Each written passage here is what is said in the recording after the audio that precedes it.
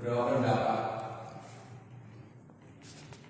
berpendapat terkait ibu hamil dan menyusui ini mengganti atau membayar fidyah. Ini ada berpendapat. Kelompok yang mengkonsunggal ulama yang mewajibkan qadha dan fidyah.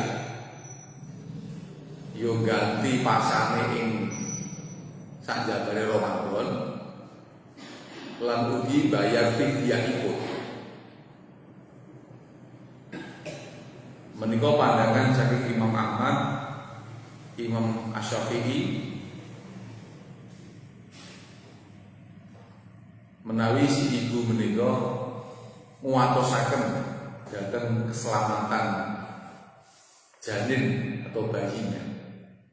Iku pandangan yang mengusungkan. Nah, kamu kok amanipun bulan Syawal menika mangke nglairaken. Otomatis 2 tahun berikutnya kan menyusui. Nah, sehingga nanti kapan orang menyusui itu ya berat. Mongko orang ngantek 2 tahun kok meteng meneh.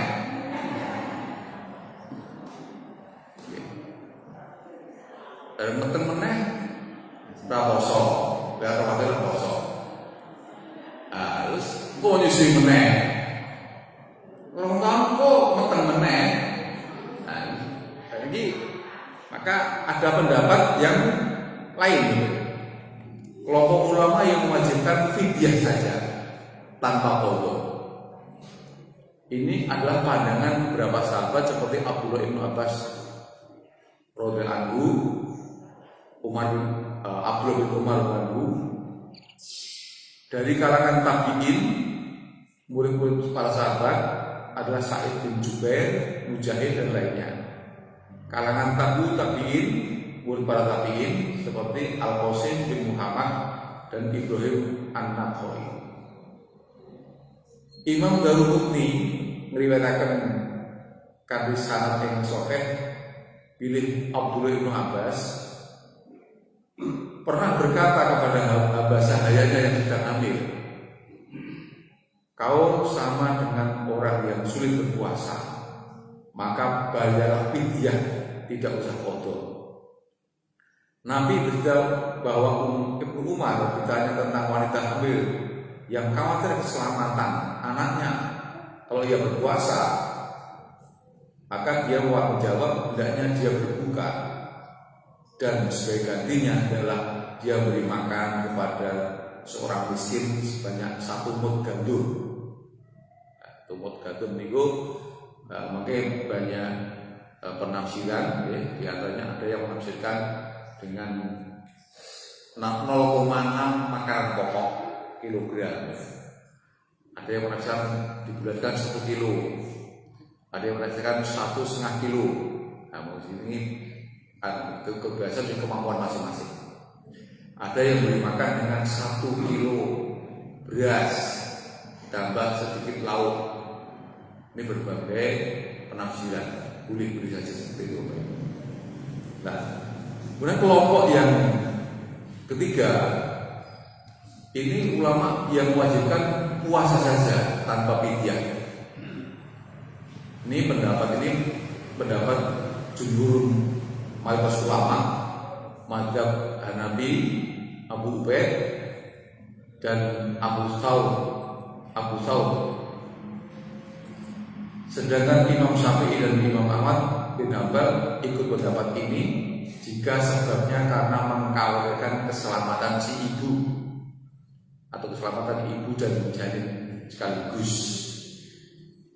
Itu. Nah,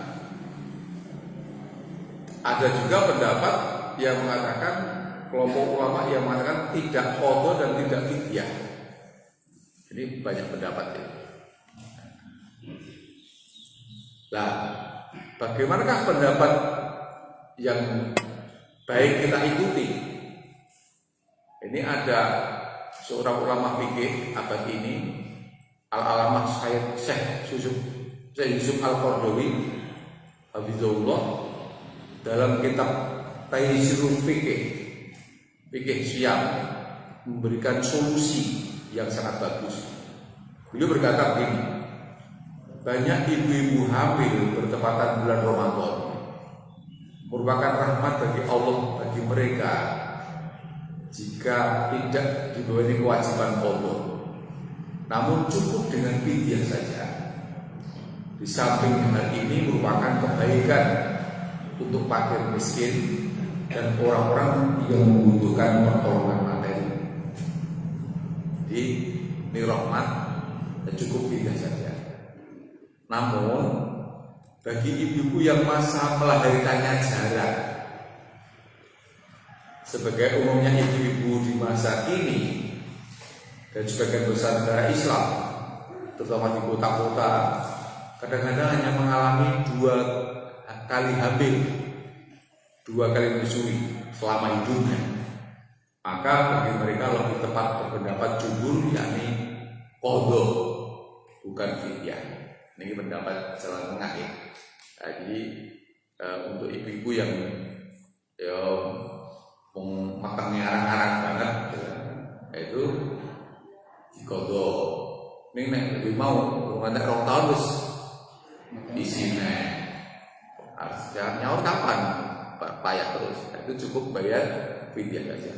Jadi intinya kita kembali ke ayat Allah, la yukallifullahu nafsan illa wus'aha. Allah itu tidak membebani suatu kaum kecuali sesuai dengan kemampuannya. Nah, sedangkan orang-orang yang tua niku tetap rusuknya fidyah. Seperti orang tua saya yang kakung, yang laki-laki anak sepuh, tidak akan bisa qadha karena ya sudah keadaan karena sepuh. Ini pendapat-pendapat tentang qadha dan fidyah bagi ibu hamil dan menyusui. Demikian Ibu, mudah-mudahan ini menjadikan pengertian kita semuanya terkait ibu hamil dan menyusui. Nah, ibu-ibu punya keinginan serasa qadha, semua tenang lah, ya boleh saja. Baik, ini saya akan sampaikan pintu-pintu pahala dan penghapus dosa. Ini buku dari luar karya Abdurrahman Al-Jami, diterjemahkan oleh Abdullah Haidir LC, murojaah oleh Dr. Muhyiddinillah Al-Bashir MA yang baru saja dipanggil Allah pada kesempatan yang baru. Ya, ini sangat bagus. Maka ini usahakan dengan mudah-mudahan kita dapatkan motivasi dan inspirasi dengan pilihan-pilihan nasihat yang sangat bagus ini. Pintu-pintu pahala dan penghapus dosa. Di antaranya adalah ini sangat banyak. Kita jadikan materi ini, nanti kalau saya menyampaikan materi ini akan saya buat bersambung, Bapak Ibu.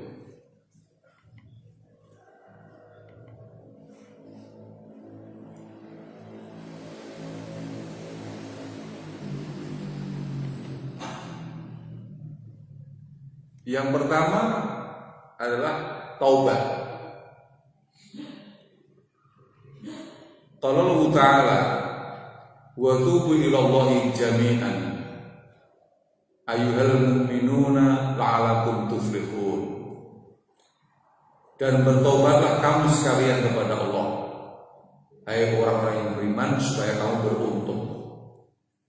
Beruntung di sini beruntung dunia dan akhirat. Dan yang menghentikan kemaksiatannya kemudian menuju ketaatannya, ini orang-orang yang memilih jalan menuju kepada keberuntungan dunia dan akhirat. Ya.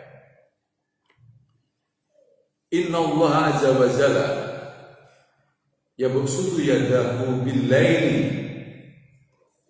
liyatuba musi'an nahar wa yabsutu yadahu bin nahari liyatuba musi'al lail hatta tadlu'a samsu min maghribiha. Rawahu Muslim. Sesungguhnya Allah Ta'ala membentangkan tangannya. Saya ulang, sesungguhnya Allah Ta'ala membentangkan tangannya pada waktu malam untuk menerima taubat orang yang berdosa pada waktu siang. Dan dia Allah Ta'ala membentangkan tangannya pada waktu siang untuk menerima taubat orang yang berdosa pada waktu malam hingga matahari terbit dari tempat terbenamnya. Maksudnya hari itu Allah seperti itu sampai hari kiamat, karena matahari terbit dari tempat terbenamnya itu adalah sebagai isyarat kiamat. Jadi setiap hari, tiap waktu, di siang hari Allah membentangkan tangannya untuk menerima taubat orang yang berdosa pada waktu malam. Pada tiap malam Allah membentangkan tangannya untuk menerima taubat orang yang berdosa di waktu siang. Maka orang beriman itu sebesar apapun dosanya, selain musyrik, selain syirik, maka berkewajiban untuk menyadari atas dosanya itu dan memohon ampun pada Allah. Maka bacaan sholat itu juga jalannya ada permohonan ampunan, sampai sholat nanti ada istighfar, ya, istighfar yang singkat, tersebut ada astagfirullahaladzim, ada astagfirullahaladzim aladzim la ilaha illa wal hayyul qayyum wa atubu ilaihi, ada sayyidul istighfar, Allahumma anta rabbi la ilaha illa anta khalaqtani wa ana abduka wa ana ala ahdika wa bika mastata'tu a'udzubika min syarri ma sana'tu abu laka bi ni'matika 'alayya wa abu dzambi faghfirli fa innahu la yaghfiru dzunuba illa anta. Nah, untuk yang Sayyidul Istighfar ini, siapa yang membaca pada malam hari ketika mati sebelum matahari terbit, maka dikatakan sebagai calon penduduk surga. Yang membaca siang hari dan mati sebelum matahari tenggelam, maka dia dikatakan sebagai calon penduduk surga. Membaca Sayyidul Istighfar dengan penuh keyakinan, nah, maka dihafal. Mungkin di browsing dengan Google Sayyidul Istighfar, mereka ketemu, dihafalkan, dibaca setiap habis sholat, dan maknanya sangat agung kandungannya, karena pengakuan kita kepada Allah terhadap dosa dan nikmat yang diberikan Allah pada kita. Itu bentuk pengakuan taubat, ya, bentuk pengakuan taubat. Kemudian ada hadis yang panjang. Allah Subhanahu wa taala berfirman, "Wahai anak Adam, sesungguhnya jika engkau berdoa dan berharap kepadaku, niscaya aku akan mengampuni apapun yang ada pada dirimu." Wahai anak Adam, seandainya dosa-dosamu menjulang ke langit, kemudian engkau minta ampun kepadaku, niscaya aku akan mengampuni. Wahai anak Adam, sesungguhnya, wahai anak Adam, sesungguhnya jika engkau mendatangiku dengan kesalahan sepenuh bumi, kemudian engkau memenuhiku tanpa menyekutukanku sedikitpun, maka aku akan memberimu ampunan sepenuh bumi. Hadis Sahih Tirmidzi. Ini memberikan pengharapan pada kita semuanya. Sepinten agenipun dosa, wonten kita purun ngakeni, lajeng nyuwun pangapunten Allah. Allah menika badhe paring ampunan. Niku. Wong salah ngaku salah. Wong dosa ngaku dosa. Ngono lajeng nyuwun ampunan. Ini wong salah ora gelem. Wong salah ora gelem. Wong salah gelem aku salah. Kalau orang Islam itu salah gelem aku salah. Mau sujud, mau rukuk, mau berdoa, mau menjalankan ibadah kita merasa salah dan dosa. Ini disuka oleh Allah.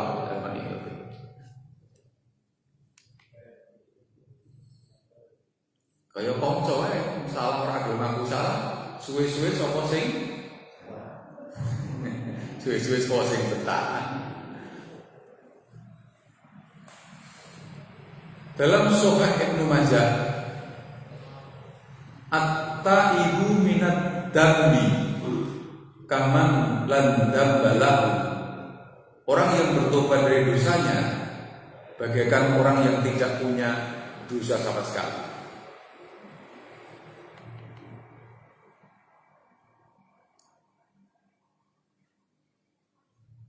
Lau aqtum hatta tablughu khotoyakum ananas sama summa tubtum lataba alaikum.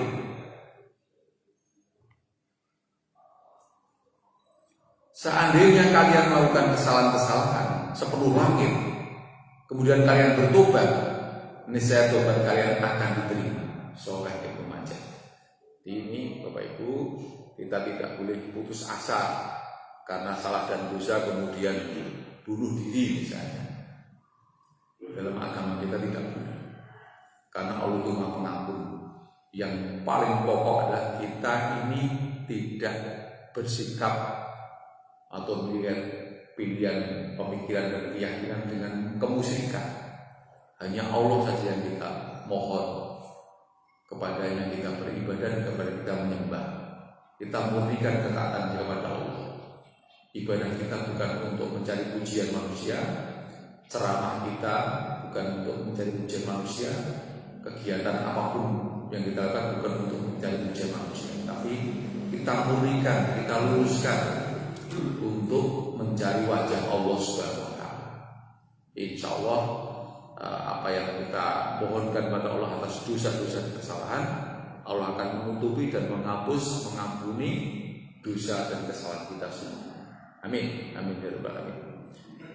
Itu pintu penghapus dosa yang pertama. Yang kedua adalah menuntut ilmu, seperti yang kita lakukan pada saat ini. Allah Subhanahu wa Ta'ala berfirman, yarfa'illahu alladhina amanu minkum waladina utul ilma darajat. Niscaya Allah akan meninggikan orang-orang yang beriman di antara kamu dan orang-orang yang diberi ilmu pengetahuan beberapa derajat. Dalam ayat ini Allah menyampaikan hal yang sangat mulia, bahwa orang-orang yang berilmu akan ditinggikan derajatnya. Orang yang berilmu dan beriman akan ditinggikan derajat-derajatnya. Karena dengan iman itu dia hidupnya berhati-hati, dengan ilmu itu dia akan semakin mudah untuk melalui hidup dunia ini. Maka ada perintah juga, cari dunia dengan ilmu, cari akhirat dengan ilmu, dan cari dunia akhirat dengan ilmu. Maka orang yang berilmu akan diangkat derajatnya oleh Allah Subhanahu wa Ta'ala. Dalam sabda Rasulullah, man kharaja rajulun min baitihi yatlubu ilman ila sahalallahu lahu tariqan ilal jannah. Seseorang yang keluar dari rumahnya untuk menuntut ilmu, niscaya akan Allah mudahkan baginya jalan menuju surga. Satunggalipun priyantun ingkang miyos saking dalemipun kangge pados ilmu Allah badhe gampelaken kangge piyambake menika margi tumuju dhateng surga Allah. Man ghada ilal masjidi la turidu ila an ayatalama khairan aw yu'alim ma'hu kana lahu ka ajri haj taman hajatu.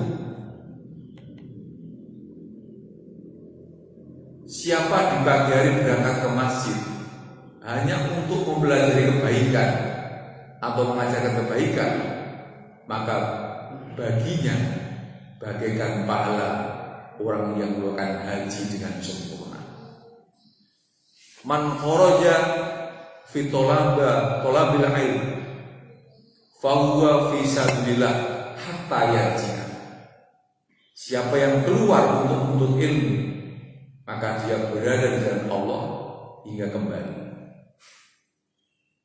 Man yuridillahu bihi khairan yufaqihu fihi.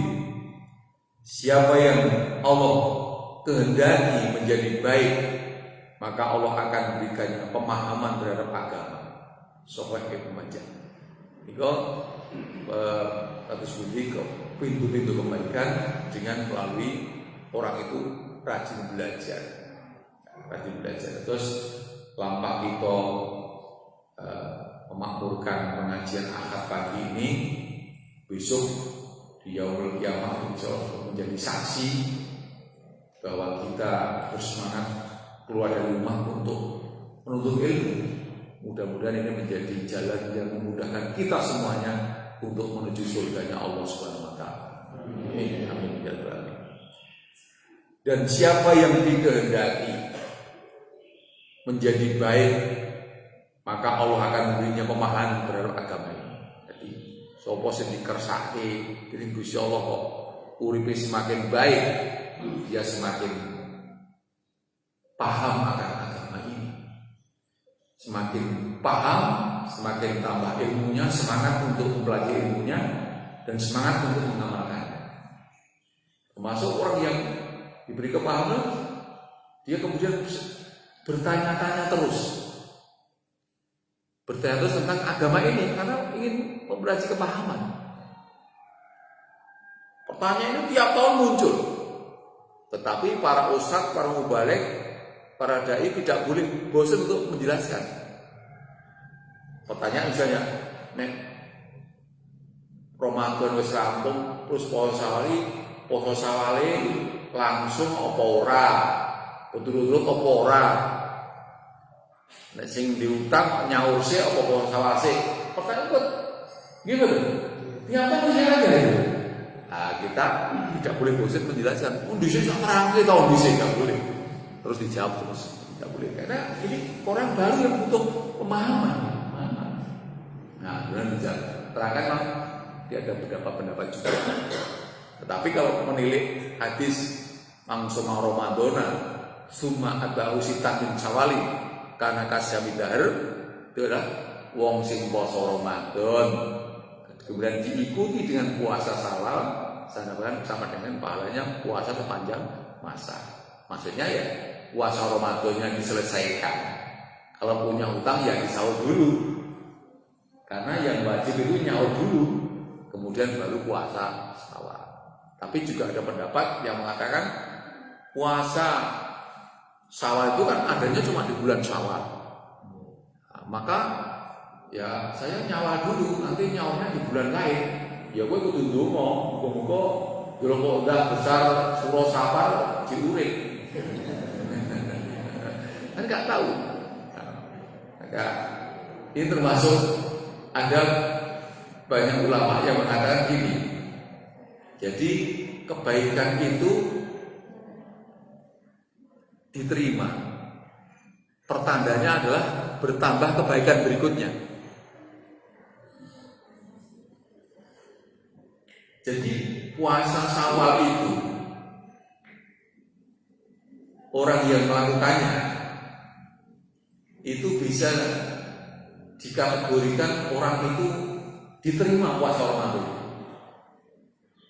Karena puasa Ramadannya itu kemudian membuahkan kebaikan berikutnya.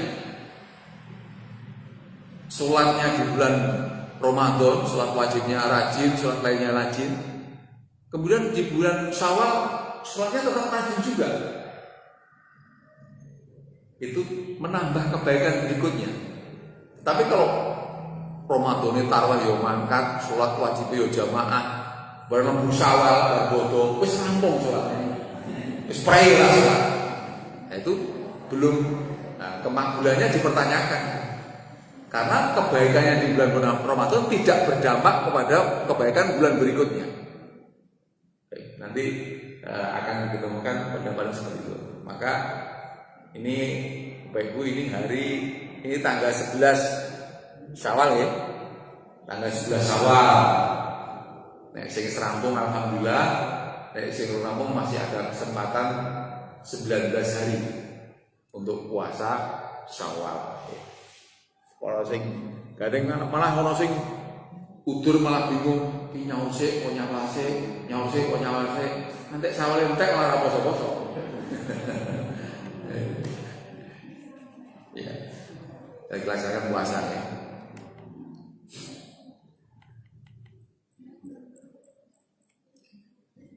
Pintu kebaikan yang selanjutnya adalah halaqah, zikir dan mengaji. Ma jalasa qaumun yadhkuruna Allah Ta'ala fa yaqumuna hatta yaqulu lahum qumu qad ghafarallahu lakum dzunubakum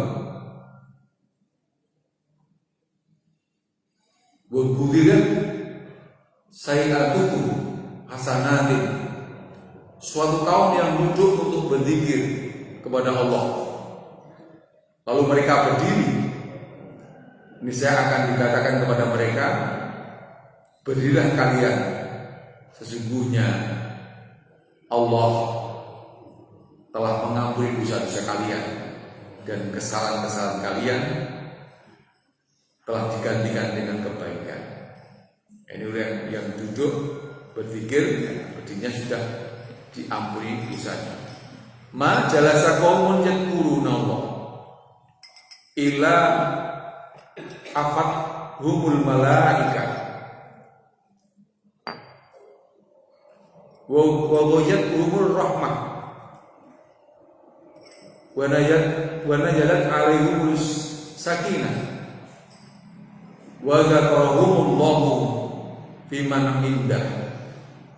Suatu kaum yang berzikir kepada Allah, niscaya malaikat akan mengelilingi mereka, rahmat dicurahkan kepada mereka, dan diturunkan kepada mereka sakinah atau ketenangan. Allah sebut-sebut mereka terhadap makhluk yang ada di sisinya. Wa dzakarahumullahu fi man indah, dibangga-banggakan terhadap makhluk di sisi Allah. Ini keutamaan duduk di majlis zikir ya, majlis zikir masuk majlis ilmu pada saat ini. Kemudian pintu kebaikan, pintu pahalanya adalah zikir. Zikir yang kita laksanakan biasanya sampai sholat kita tidak langsung berdiri, tapi kita berzikir. Fadzkuruni adzkurkum, karena itu ingatlah kamu kepadaku, niscaya aku akan ingat kepadamu.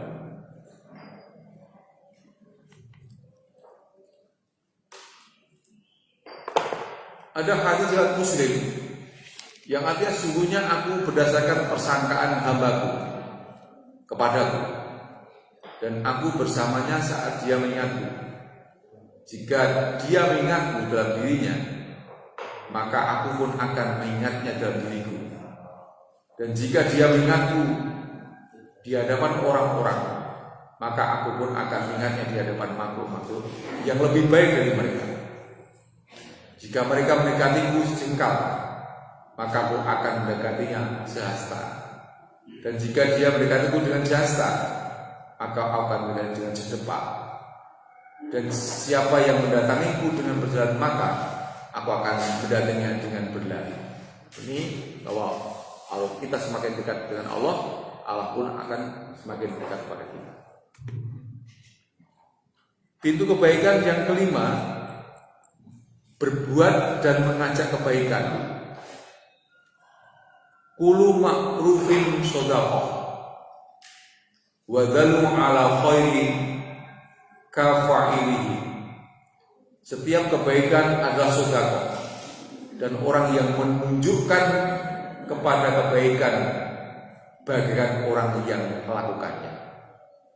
Jadi maksudnya ada orang yang mengajak kebaikan, maka dia akan mendapat kebaikan seperti apa yang dikerjakan orang yang berbuat baik itu. Mengajak membaca Quran, kemudian yang diajak itu mau, maka dia akan mendapat pahala sebagaimana yang dilakukan oleh yang diajak itu, tanpa mengurangi pahala orang yang diajak. Itu keutamaan orang yang mengajak kepada kebaikan.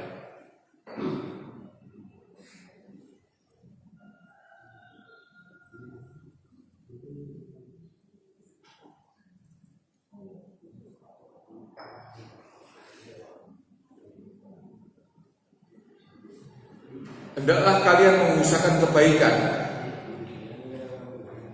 karena hal tersebut dapat melindungi dari mati secara buruk.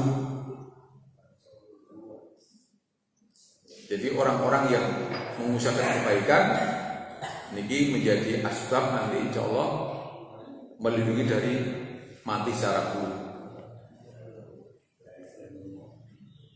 Pintu pahala yang keenam, keutamaan berdakwah di jalan Allah, mengajak kepada agama Allah. Qala Allah Ta'ala, wa man ahsanu qawlan mimman da'a ila Allah wa 'amilan sholihan wa qala innani minal muslimin. Siapakah yang lebih baik perkataannya daripada orang yang menyeru kepada Allah, mengerjakan amal yang soleh, dan berkata, sesungguhnya aku termasuk orang-orang yang berserah diri. Quran Fussilat ayat 33.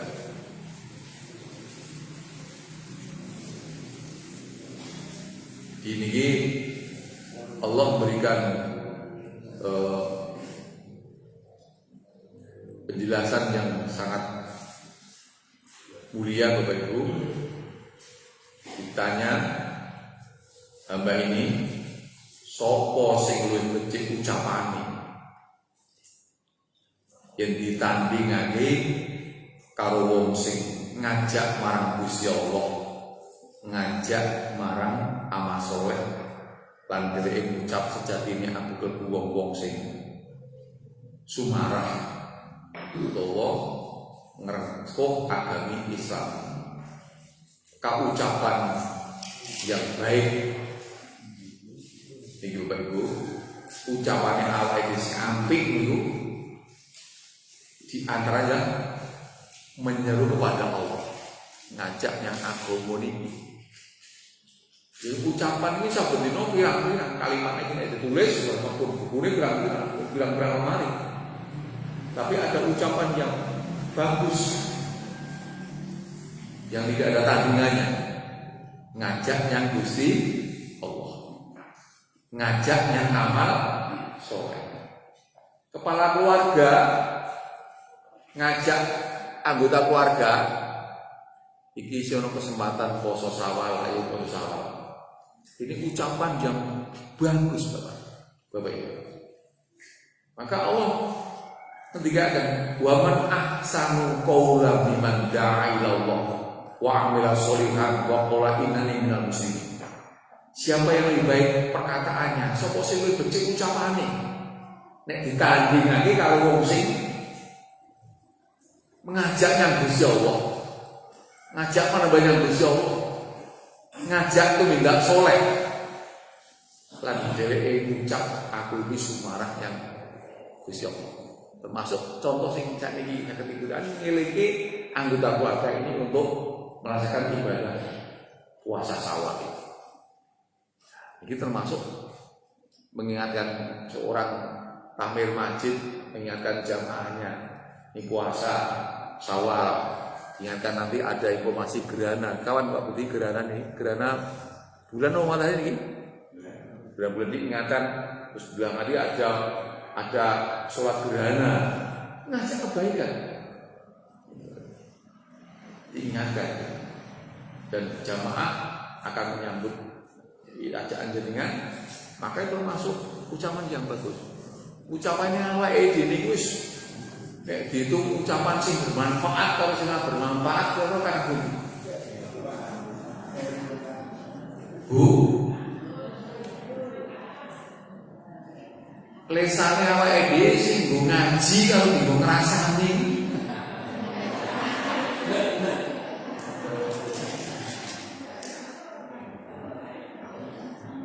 sing nggo dikir kalau sing nggo mungkir itu kan sing digo manut kalau digo ngeyel wis dong aku kabeh. Wah. Iki digunaake wingi Ramadan belum tak terus Quran. Nah, tadi sudah saya sampaikan, kebaikan itu dampaknya kalau memang kebaikan diterima berdampak pada kebaikan berikutnya. Ramadan semangat baca Quran. Ramadan tetap semangat belajar Al-Quran.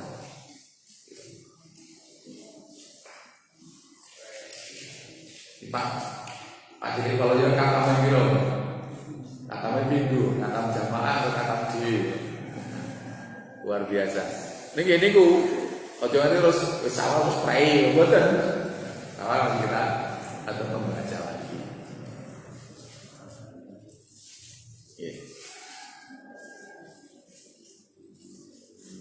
Wallahu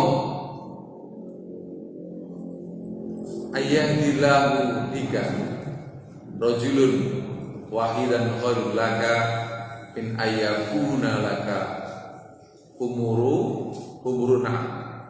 Demi Allah, seandainya Allah memberi hidayah kepada seorang melalui perantara kamu, maka ganjaran lebih baik bagi kalian daripada kalian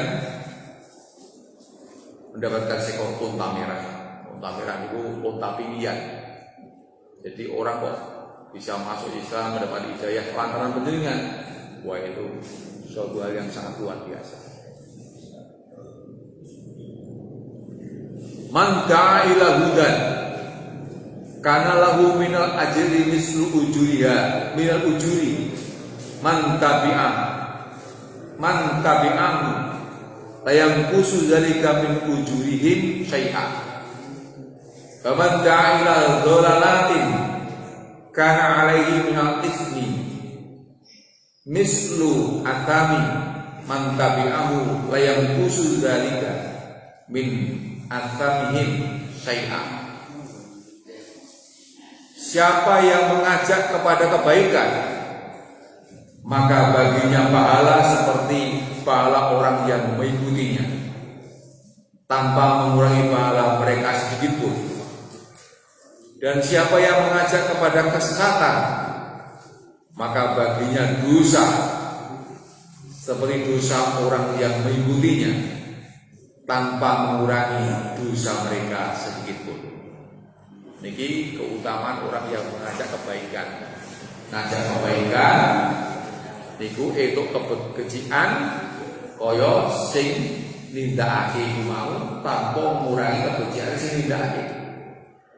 Ini wong ngajak yang elek, yo bakal oleh eleke kaya dene sing nindakake mau tanpa ngurangi eleke sing nindakake. Maka ada dua ajakan. Mulut kita niki, lisan kita niki mengajak kebaikan, dampaknya kita akan mendapat kebaikan sebagaimana orang yang kita ajak. Ayo kita tadarus Quran.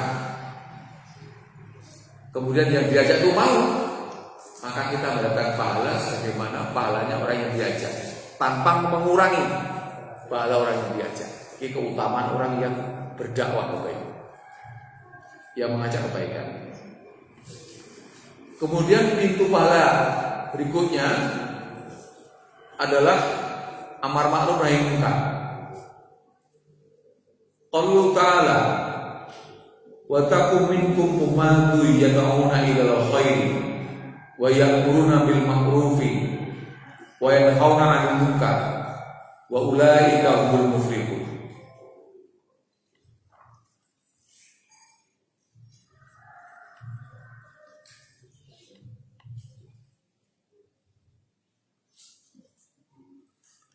Dan hendaklah ada di antara kamu segolongan umat yang menyuruh kepada kebajikan, menyuruh kepada yang makruh, dan mencegah dari yang munkar. Mereka lah orang-orang yang beruntung. In min umati qauman yuftuna mitla ujuri awalihi yungkiruna munkar. Sesungguhnya orang dari umatku yang diberikan pahala seperti pahalanya generasi pertama tersebut karena mereka mencegah kemungkaran. Mencegah kemungkaran termasuk besar pahalanya. Ya. Kita masih ingat bagaimana pentingnya dakwah, pentingnya amar ma'ruf nahi munkar. Itu seperti orang yang mengingatkan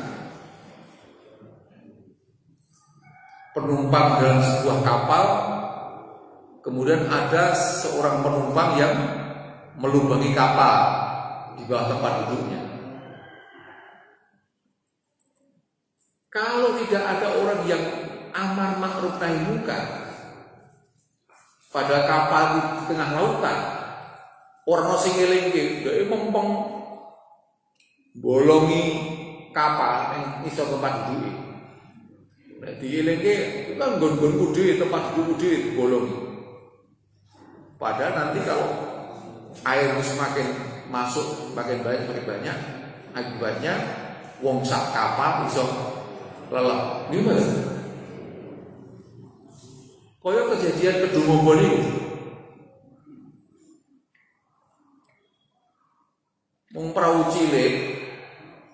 Lah, terus orang sing ngelingke do selfie nglumpuk ning ngarepan. Akhirnya guling. Nek guling terus numplek.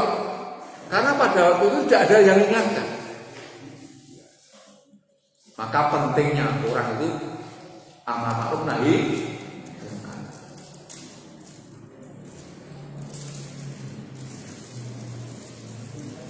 Dan yang masa kata kayak gini, bocah sing cilik-cilik dilingi sing nom dilingi, misalnya tentang minuman keras, narkoba, mercon. Gimana? Berapa banyak korban akibat mercon, akibat minuman keras ini? Duit diobong bledos, wah, mercon itu malah banyak korban jiwa karena mercon. Maka ini pentingnya amar ma'ruf nahi munkar. Ngelingke. Kabeh do orang peduli. Nah, akhirnya wong sak kampung ya kena bahaya. Ada ono blubang, ono banyu mambek, padahal itu tinggu sarang nyamuk. Pak Kepala Desa sudah mengingatkan, Pak Kadus mengingatkan, Pak RW mengingatkan, tokoh maju juga mengingatkan. Akhirnya wong sak desa do aman ora demam berdarah. Tadi mengingatkan betapa indahnya ajaran agama Islam ini. Amar ma'ruf nahi munkar itu sangat dibutuhkan dalam kehidupan. Nek wong orang gagas, sebab itu ono wong orang gagas, tidak peduli. Kalau tidak peduli, kehidupan masyarakat tidak akan baik. Contohnya ini, Pak Mul, Pak Budi, Pak Guru, Pak Guru, Pak Minto. Sekolah itu pun ada guru-guru peduli, ada guru yang tidak peduli. Zaman urung corona dhisik, Pak Diarso. Nek guru sing peduli, ana bocah kok mlebu regol sekolahan, rambutnya muda mandul, kambing ra dilebokke. kaos kaki tinggu, sepatu ini tidak. Guru yang peduli mesti stop, rapikan dulu baru masuk. Karena peduli. Nenek guru yang peduli, ada guru yang peduli. Wih ngersik pangan ketero bocah rambutnya muda madu, lambene toke, kaos kaki tinggu, sepatu ini tidak dan sebagainya. Lakukan betul orang itu, ya orang gagas. Sekarang mulai saya potensi urip. Dapat kan ada peduli. Nah, sekolah-sekolah hebat itu di situ banyak guru yang peduli. Termasuk masjid-masjid ini rapi, sae, tertib karena takbirnya peduli, jamaahnya peduli. Nek niki jamaah mboten peduli, tangguh peduli, masjid mboten resik ngaten iki. Gitu kan? Masjid-masjid yang sedaya masuk kampung masyarakat. Tenggriyo kita sedaya. Nek warga sak omah niku ora peduli. Kawontenan griya nggih mboten rapi. Sandangan pating klombrek. Barang-barang pating kloder. Pating cerenter. Anduk yo neng kursi tamu. Mergo sing paling peduli mengajak kebaikan biasanya ibu-ibu. Wah wis karo teman ngopo lambene yo ora lek. Ngomong. Jadi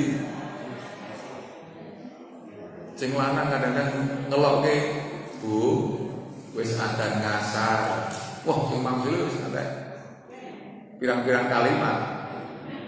Nek sing ngelokke semua sing ngomong. Karena saking peduli ini. Ya, yang terakhir Pak Ibu, pintu kebaikan terakhir adalah khairukum man ta'amal Quran wa 'allamahu. Sebaik-baik kalian adalah orang yang belajar Al-Quran dan mengajarkannya. Jadi dipuji oleh Rasul bahwa orang yang belajar Quran dan mengajarkannya ini adalah termasuk mengamalkannya adalah orang yang sangat baik, yang sebaik-baik kalian. Ini tidak dirinya selalu belajar Quran dan mengajarkan Al-Quran. Kemudian ada hadis Bukhari Muslim, orang yang membaca Al-Quran dan dia pandai membacanya, maka nanti di akhirat akan dikumpulkan bersama para malaikat yang mulia. Sedangkan orang yang membaca Al-Quran dia terbata-bata karenanya serta kesusahan dan baginya ada dua pahala. Jadi orang yang mahir pandai itu akan dikumpulkan dengan malaikat. Orang yang terbata-bata niku nek cara dia yo rudal gadul, dia akan mendapat dua pahala. Maka semuanya mendapat keutamaan. Karena apa? Orang yang mahir pun itu dimulai dari rudal gadul. Gimana? Tidak ada yang mahir tiba-tiba. Maka seperti yang telah dialami banyak teman ya, orang yang dulu merasa sulit ternyata setelah dipelajari ya mudah. Man qara'a harfan min kitabillahi falahu bihi hasanah wal hasanatu bi asri amsalihah. La aqulu alif lam harfun walakin alifun harfun wa lamun harfun wa mimun harfun. Siapa yang membaca satu huruf dari kitab Allah, maka baginya satu kebaikan, dan setiap kebaikan akan dilipat gandakan 10. Saya tidak mengatakan alif lam mim satu huruf, bukan, akan tetapi alif satu huruf, lam satu huruf, mim satu huruf. Jadi kalau orang mengucapkan iyyaka na'budu wa iyyaka nasta'in, banyak huruf. Setiap huruf dikatakan 10 kebaikan. Begitu banyaknya pahala orang yang belajar membaca Al-Quran. Maka Bapak Ibu, kita ini sudah setiap hari ke masjid, setiap hari pengajian, maka salah satu indikator bertambah ilmu kita adalah bertambah mahir membaca Al-Quran. Bagi yang belum, dibiasakan witing bisa mergoso kulino. Kalau sehari selembar, nanti juga akan semakin lancar. Disimak, digurukan, dibenahi tajwidnya. Asal ada kemauan keras. Saiki bulan Syawal iki urung iso apa-apa. Sapa Iqra siji lah ya misalnya. Saya berani jamin nek dengan tiap malam Jumat atau seminggu sekali mengaji insya Allah Ramadan yang kadang sudah bisa baca Quran. Bukti ini mesono ya. Pak Waluyo yang bilang bukti ini sono. Itu saya masih ingat Pak Cilik Waluyo itu guru penting sang ketuk ini rampungnya kapan ya kapal. Ternyata ya alhamdulillah sangat semangatnya luar biasa. Semangat luar biasa. Sekarang sudah ngaji sendiri, ikut rombongan juga. Bahkan ini dalam hadis Bukhari, man sarahu ayyuhiballahi wa rasulah falyaqra fil mushaf. Siapa yang senang dirinya mencintai Allah dan Rasulnya, maka adalah dia membaca mushaf Al-Quran. Maka ini termasuk pertanda kita itu. Jadi saya yakin akan mendapatkan banyak keuntungan, banyak pahala atas usaha kita untuk bisa membaca Al-Quran. Ya. Bahkan ini sing masjid atau rumah tafid ya. Malam nomor orang tua. Malam Senin Rabu saya tidak berikol aku bisa ya. Belajar di sana. Itu untuk belajar Quran dimulai dari Iqra. Iqra. Enggak usah malu. Sino kalau putune enggak usah malu. Itu akan yang penting tekun. Kuncine itu kan sapa tekan tekad tekun akan bakal tekan kang video. Wis. Sedina sak lembar Iqra ya ngono. Ning kadang-kadang rung kepengin ndang Iqra berikutnya. Kuwi penyakite maca ora bisa bener macane. Kuwi penyakite kesusu ndang rampung ndang tekan. Jane Iqra loro yo lancar. Nang ndang kepengin munggah Iqra telu. Kok nek kon baleni pesenmu. Menurut ngene, pokoknya dipandang oleh gurune bali melih mergo bacaan bener baleni. Insyaallah nanti bener bacaan. Malah dengan belajar Iqra yang disusun oleh Ustaz dari Jogja itu. Ada satu buku Iqra 1 sampai 6. Itu kalau sudah menguasai itu sudah bisa baca Quran. Jadi Iqra 1, Iqra 2 itu sangat mudah belajar. Sangat mudah belajar. Lo kita nek dia usaha sungguh-sungguh dino kuwi habis maghrib bisa. Orang ngantek telung sasi. Bisa baca Quran. Nah, sangat mudah itu. Bisa mudah. Yang penting dilabari Rasulullah orang bosan. Sangat mudah. Apalagi itu tiap malam Jumat aja. Tiap malam Jumat. Kalau kita pakai Ramadan pun, saya kira orang bisa maca. Tiap malam Jumat baca Iqra 1 jam. Di guru ada guru mendampingi. Saya yakin Ramadan mungkin jangan bisa baca Quran. Itu Bapak Ibu. Jangan bukti. Sing penting ono kekuatan sing kenceng. Sing kenceng kan dia saged maos Quran. Nanten Bapak Ibu, pintu-pintu pahala dan pintu pengambil dosa, termasuk tadi pertanyaan tentang foto dan fidyah orang puasa, mudah-mudahan menambah wawasan ilmu kita dan semangat kita untuk mengamalkan agama ini. Kebaikan Ramadan kita membuahkan kebaikan pada bulan-bulan berikutnya. Amin. Amin. Kurang lebihnya saya minta maaf. Mudah-mudahan bermanfaat. Kita akhiri subhanallah. bihamdika asyhadu an la ilaha illa anta astaghfiruka. Assalamualaikum warahmatullahi wabarakatuh.